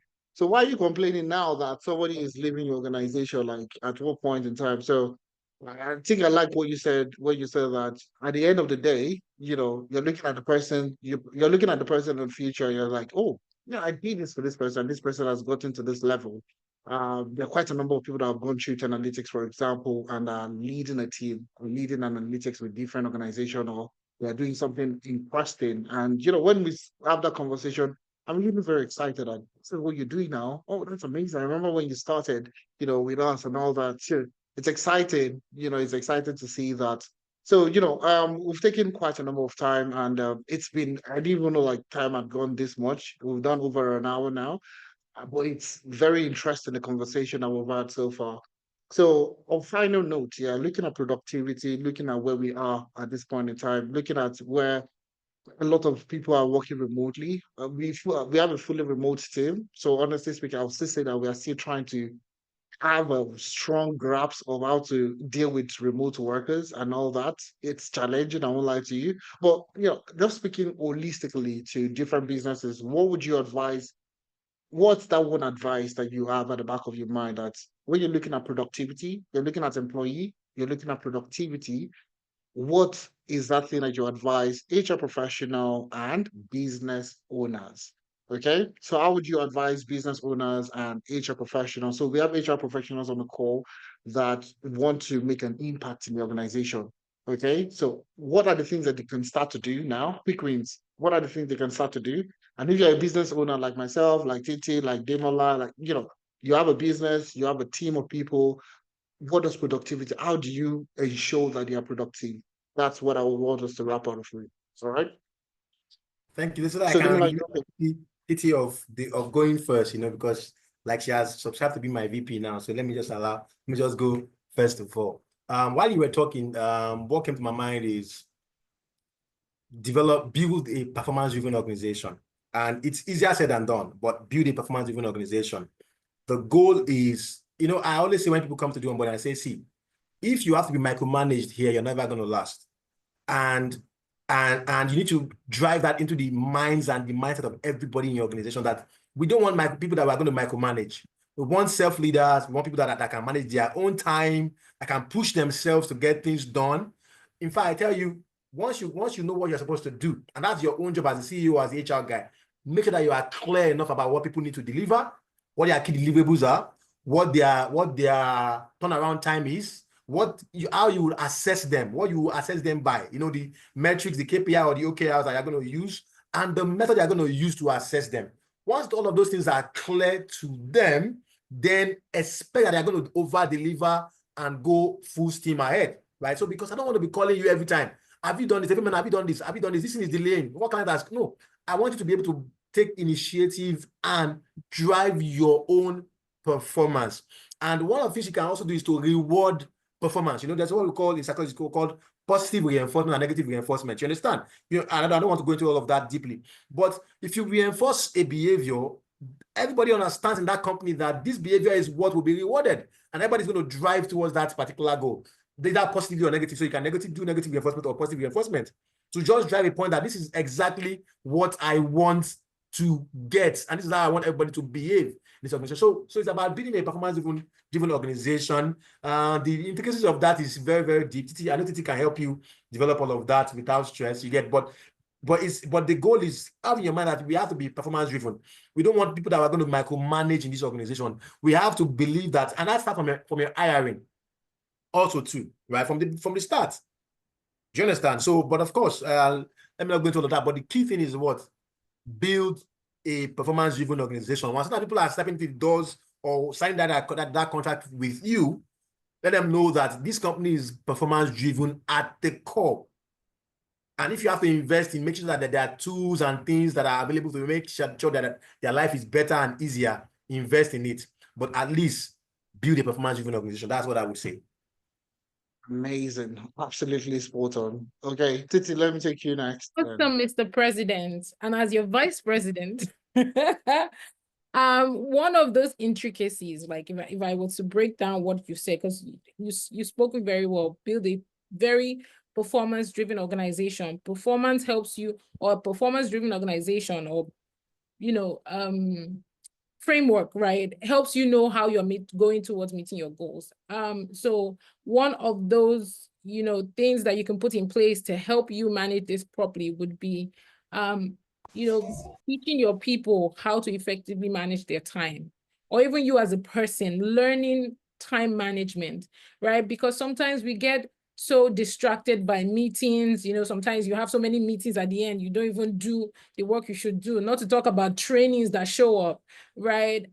But an effective time management process helps you to be much more productive, because you're, for example, blocking out times where you want to focus, right? So even in a situation where either you're working in the office or it's remote, you have blocked out this particular time to work on this particular task. You will not forget to work on that task. So it won't be at the end of the day, oh, did I meet all my to-dos? No.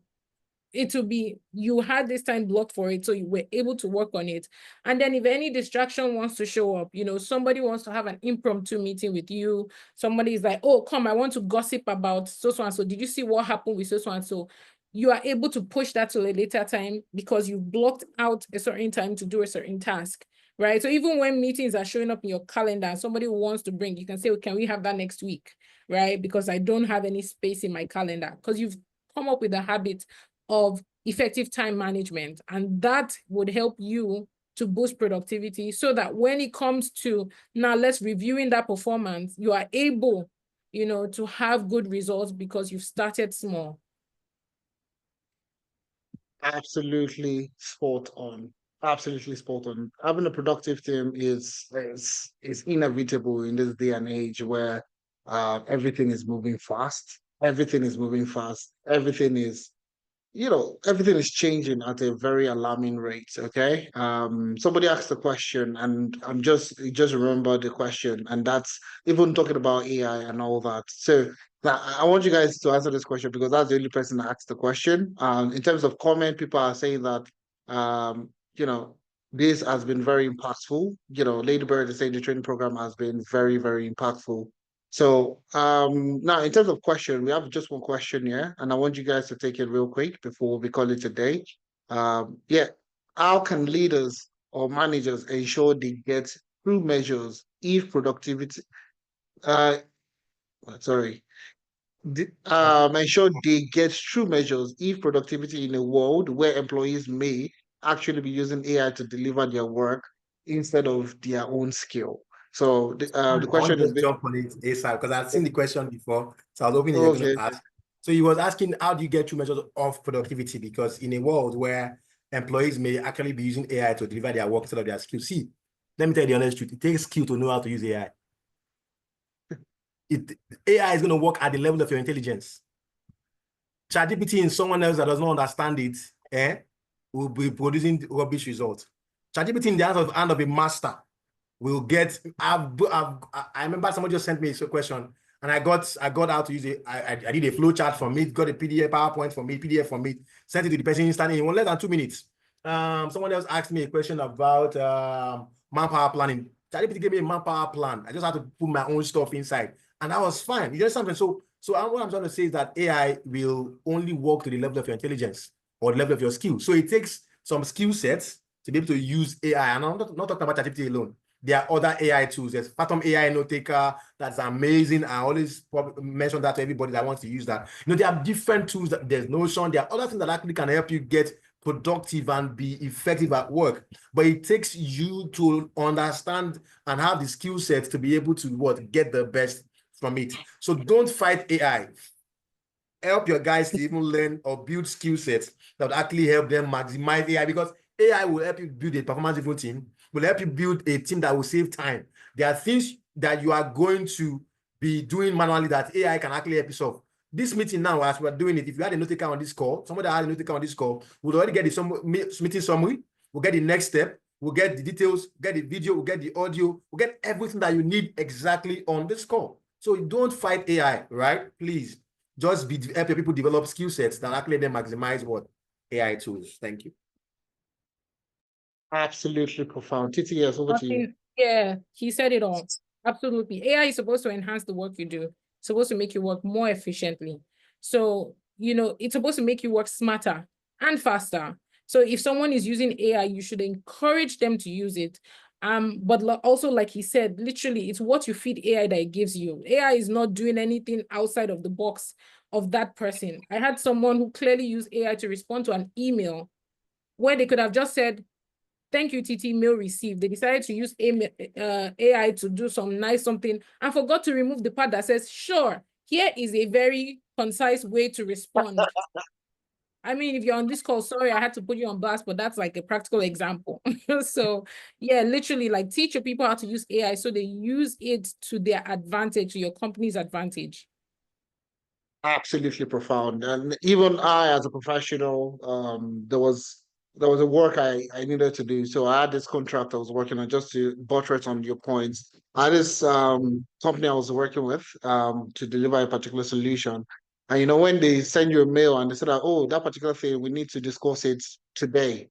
All right. And guess what? I'd not even started working on that stuff. I'd not even checked if I had access to the folder and everything, thankfully, I had access to the folder, and it was to do some form of, data engineering, data science, and all that. So, this thing normally would have taken me a good day or two for me to complete. I would say 2 days. And guess what? Using AI tools, I was able to complete it in a few hours, just about 2 hours. Something that would have taken me a whole 2 days of my hard work, sweat, test and correction, test correction, test correction before I could get it done.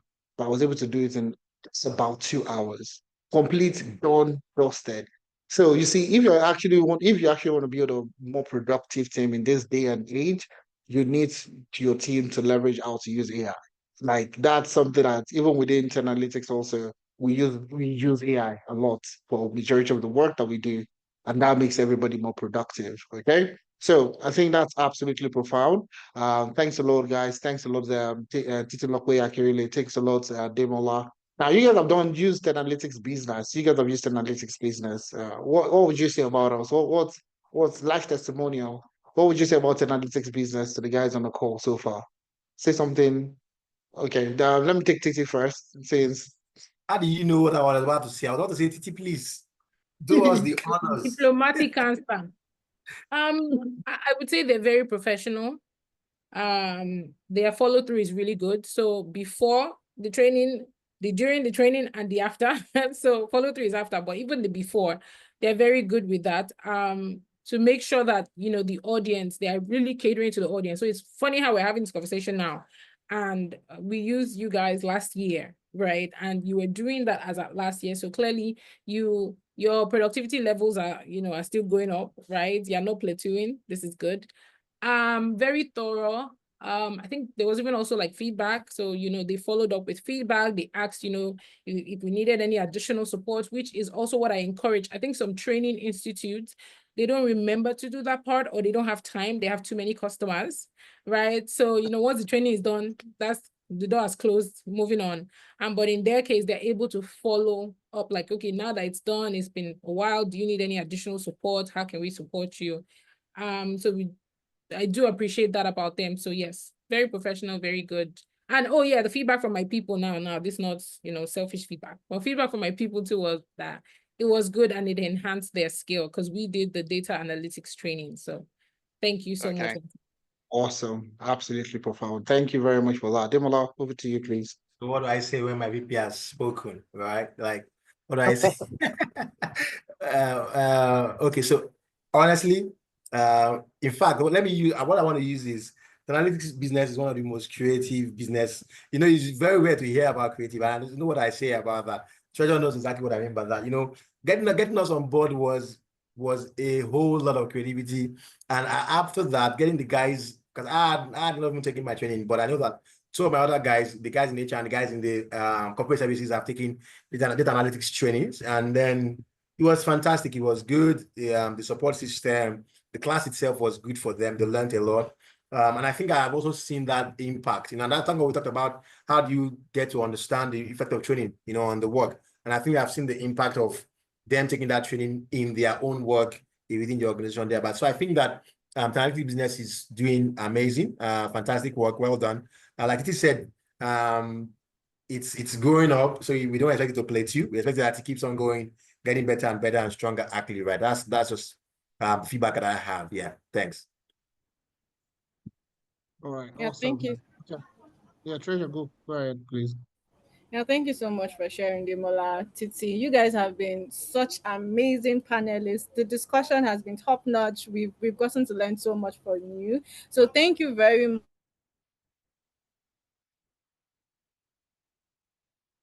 Part of today's session. We're expecting to see you. The way your head is up, it's so nice to have you guys here. So thank you very much for joining today's session. We really, really, really appreciate it.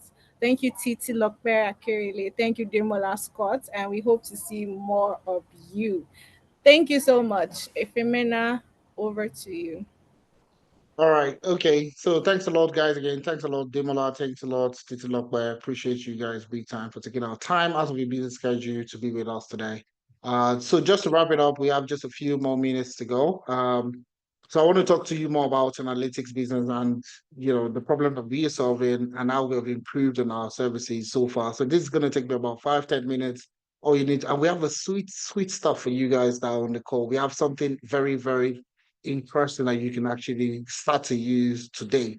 All right. So I'm just going to talk about it towards the end of the session. So just give me 5 minutes and I'll share with you the benefit of, an additional benefit amongst the other things that you've learned from the expert that we brought in today. All right. So the platform, like I mentioned earlier, just talking about my experience working within, doing training in Nigeria. And this is something that we've always had issues with. Okay. So going into this, okay, just give me a second. I'm wondering why this is not, I want to share my screen so I show that I'm moving at a pace. Just give me a second. Yeah. Treasure, you can see my screen, yeah? Yes, I can. All right. So yeah, so looking at the traditional, looking at why we started analytics business. Number one, the major problem that we're trying to solve is one-time event, no opportunity, no support. Okay, so it's majority of the training programs that organizations send their staff on is so generic and it's so once in a lifetime kind of events that After a 2-day training program, you send your team to go learn, something in cybersecurity or internal control, internal audit, risk management, 3 days, 5 days. After that, what next? What's the next thing? So it's one-time training, and you believe that, you going for a training program or you send your staff for a one-time training program for 3, 5 days, you feel like that's the end, they've learned it, they should start implementing. But really, it doesn't work that way. And that's from my own experience also as an employee. So it's you sending your staff on that one-time training. It's not sufficient enough for them to be effective with their work itself. All right. So moving on to the next one. Okay. We have generic content. I mean, this is a no-brainer. Like majority of the content that people offer is so generic. You go learn Excel, for example, and it's a bank, and they're in the maybe they're in the product team or they are working in the whatever department you're working in. But you see that majority of the case studies they're going to be working on are sales related. Are not even tailored to the organization. So if somebody that is working in finance, okay, is working on a case study that is based off customer service or customer insights, it really doesn't make sense. How do I take this knowledge now and implement it in finance? You are leaving the person to go figure out that themselves, which is so difficult. And that's the reason why a majority of these training programs are not efficient. How do you get the finance team to learn a particular skill based off what they do on a day-to-day basis? So looking at that, they can actually start to implement. So if they're even thinking as they're working, there are some times that you're learning and you're thinking about implementation immediately, like, oh, I can quickly implement this. That's exactly what, what it should look like, not just generic content and just, training is a checkbox and everybody's just ticking the boxes to say, oh, I've sent you on this training program and that's it. Now, the other part is no insight into learning progress and ROI. This is not tailored to the HR professionals and even the business founders on the call. Now, if you send people on a training program, how do you know if they're doing good? So you send them for a 3-day training program or a 5-day training program. How do you know they're actually learning? How do you know that they've done something today? How do you know? How do you keep track? So the popular saying is what you track or what you measure, you can get better. Okay. All right. So if there's no insight to learning, no insight to learning progress and ROI, how do you know that your investment in your team or your employees are actually, it's even there in the first place? The other thing that we're going to be talking about, the other reason why we started this is theoretical learning with no real world application. So I've been into several training programs whereby it's just generic content. It's also so theoretical. So you're doing risk assessment or you're doing risk, anything that has to do with risk, credit risk, market risk. And you see all these things are very, very theoretical. At the end of the day, how do you implement? That's the key question. So and the final one is low accountability, low completion rate. And that's because of work also. So you see, like, if you attend a physical training program, 60% of people that would attend, out of 100% of people that will attend, I can tell you for free, over 60% of them are working and they're in class and they're learning. And that's exactly what Titilope and Demola said earlier. And somebody in the comment, I think Larry Bird, said that training days should be leave days, should not, it should be accounted as work. So they shouldn't work on those days, and all that. But how easy is implementation for that? All right. Now, what about if there's a solution to all this problem? What if there's a solution that is tailored content? Okay. HR and business owners can track employees' productivity and also learning productivity through one centralized platform. That's the reason why we started an analytics business. All right. So number one is tailored content. Okay, tailored to your industry, tailored to your team, tailored to the team that you are doing the training for. So if you're doing something in Excel, for example, or you're doing it for the finance department, it's tailored to finance. It's not just anyhow content or anyhow case studies or any generic case studies for them to figure out how to implement themselves. So tailored content, tailored case studies, tailored practicals to suit your employees. The next one is hands-on project-based learning. So no theory, it's not just theoretical. Obviously, in every aspect of training, there is the theory, but it should be heavy on practical. So when you're looking at adult learning, not even just the tech bros or adult learning in general, there's something we call andragogy. So the whole essence of you as an adult to learn something, if you want to take out time to learn something, You want to implement that thing. You want to see how you can implement it. So if you're looking at making extra money today, all right, you are learning that skill so that you can quickly implement and make extra money. All right. If you want to learn something, majority of the thing that we learn today is not just for the fun of it. Most of the time, we want to see how we can quickly implement those things. And that's what we call adult learning. So with the training program, we have infused project-based learning to ensure you can learn and also implement as quick and as fast as possible. All right. The next thing is trackable progress and ROI dashboard for HR and leadership.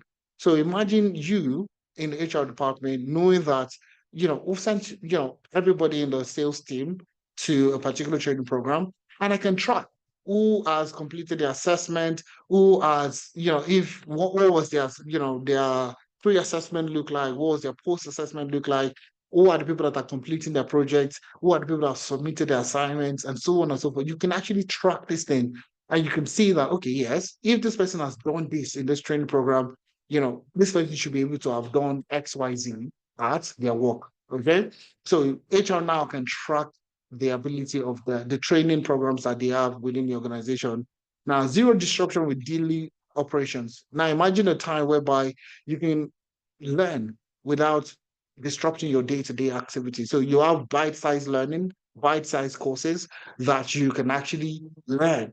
So rather than a 5-day training program where you're compressing financial modeling for you to learn financial modeling in 5 days, why not like a 2-month, okay, stretch where it's on a daily basis? You can now track them on a daily basis for the next 2 months, 3 months, and they have access to the course for about 6 to 8 months. So it means that learning is not just clustered into those 5 days, that after these 5 days, if you don't learn it, that's the end.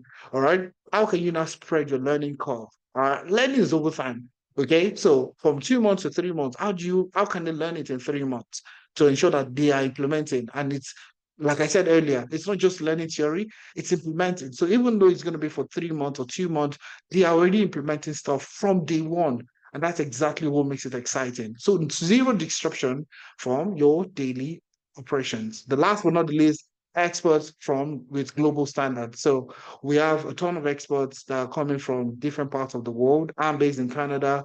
We have people based in the UK, based literally across the world. We have experts literally across the world that would create content, create materials, create case studies to suit your organization.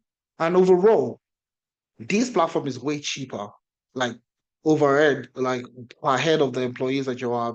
It's way cheaper, and it's scalable. So you see, when you have a training program on Excel, Power BI, Tableau, whatever you want to learn, risk assessment, cybersecurity, you want to do some kind of compliance training, you see, it's difficult for you to send everybody in the organization to go learn that particular skill. You likely want to do them in batches. Okay, 5 of you in this department, you go for it this week. Next week, you do another 5 people in another department. And you see, it's not scalable. The physical training or the training programs that we have today is not scalable across the organization. And that's the reason why we started an analytics business, to see how we can scale training within the organization without disrupting your day-to-day activities. So how do you train your entire team on Excel? For example, everybody doesn't know how to do reporting in Excel. How do you train your entire organization, the entire organization on Excel? That's exactly where we come in. So training now is scalable through the use of the analytics business. And guess what? It is way cheaper for you to train with us than to train with any other organization that you have. Way cheaper, and you can scale it, and you can practice, and you can track, you can do all the things that you cannot even do with a traditional training platform. And that's exactly what we have. We covered quite a number of industries, from financial services to banking, insurance, fintech. So if you're a bank, any kind of bank, commercial bank, mortgage bank, whatever bank you're coming in from, you're covered. All right. FMCG, retail, oil and gas, telecommunication, logistics, tech and startups. If you have a tech startup or you have a platform, we would help you out with that, with training, HR, recruitment firm. So really, if you have 5 people in your organization, you want to train them, it's cheap. If you have a team of 100 people that you want to train on the particular skill, we would help you achieve that. So regardless of whatever the size of your employees are, we would do training for you at a very cheap and more impactful way. And that's the impact that we're concerned about. So the impact is the key thing. So here are some testimonials with some organizations that we've worked with. Aside from you guys on the call, we have worked with Afrinvest, we've worked with Niger Pay.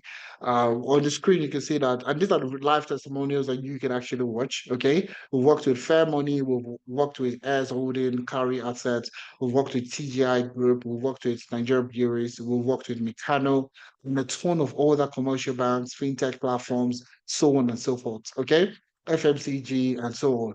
We've worked with quite a number of organizations. So, and these are live testimonials from people that have used the platform and are doing great stuff with the stuff that we're doing at the moment. So, our offer for you, and this offer that we have for you, okay?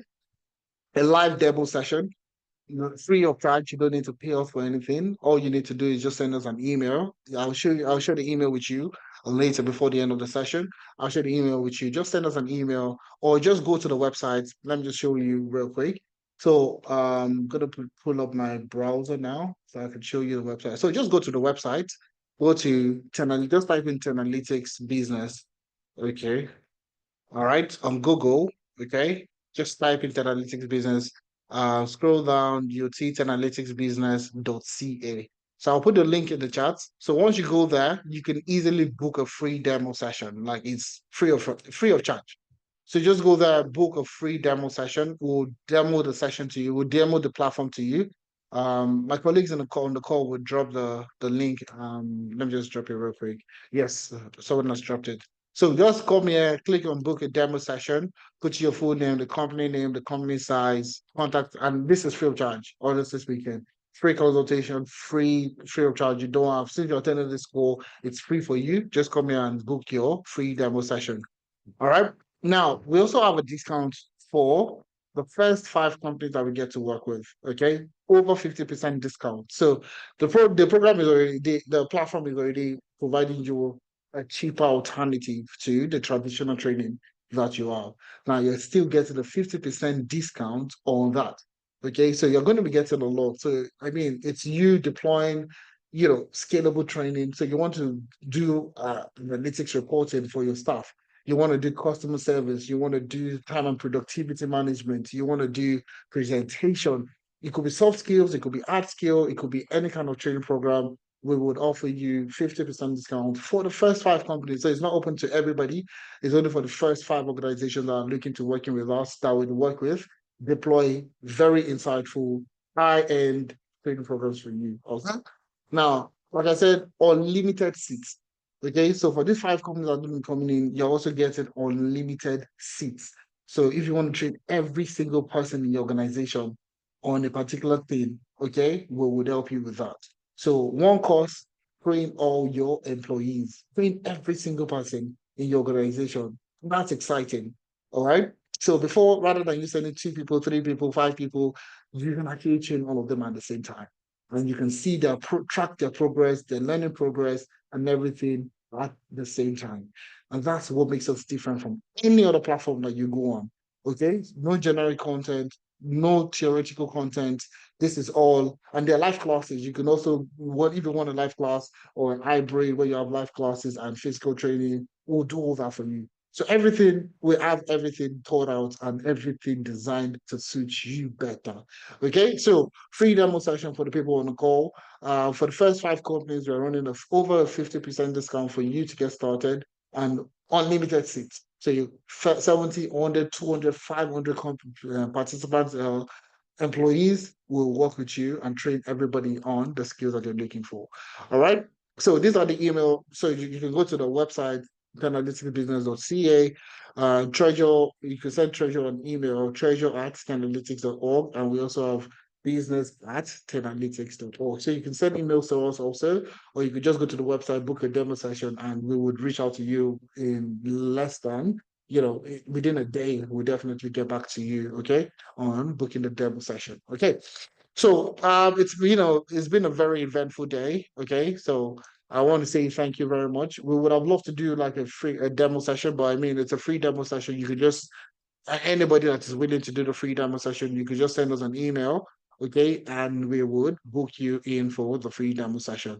If you've had a wonderful time today, I want you guys to say, just drop a 1 in the chat if you had a wonderful time today. If you had a wonderful time today, drop a number 1 in the chat. Drop a 1 in the chat if you had a wonderful time today. Let's go, let's go, let's go, let's go, let's go. Okay. Okay. All right. So a lot of people had a wonderful time. Had a wonderful time. We had a wonderful time. Treasure, do you want to go ahead to close today's session and then we can call it today from there? Yes, thank you so much, Efemena. Thank you everyone that took our time to join on a Friday, which is very, very, very, very scarce. I love that a lot of people stay to the very end. We had very insightful guests, panelists speak on topics that really matter to employees as well as managers and the companies in total. Thank you so much for joining and being a part of this session. Would love to see you and hear more from you. I'll be personally in touch with each and everyone, especially if you fill the attendance form, because I saw the attendance going on. So if you fill the attendance, you get the recording, and I would also reach out to you for like a one-on-one consultation just to see how we can better help your business, better help your organization. And the general idea behind Analytics business is just to make sure that you are a better staff, a better individual, and just also help you improve your organization. We're looking at cheaper, faster ways to help you scale as an individual, to help you grow in your career. And that's what we stand for. Tenalytics business, Tenalytics, that's who we are. We really have the people at heart, and that's what we're looking to achieve. So thank you so much for joining today's session. It was absolutely amazing. And there are more to come. This is the first of many, and we're looking forward to having many of you join it. So thank you so much and have an amazing, amazing rest of your day. Bye for now. Bye, everyone. Bye, guys. Bye, everyone.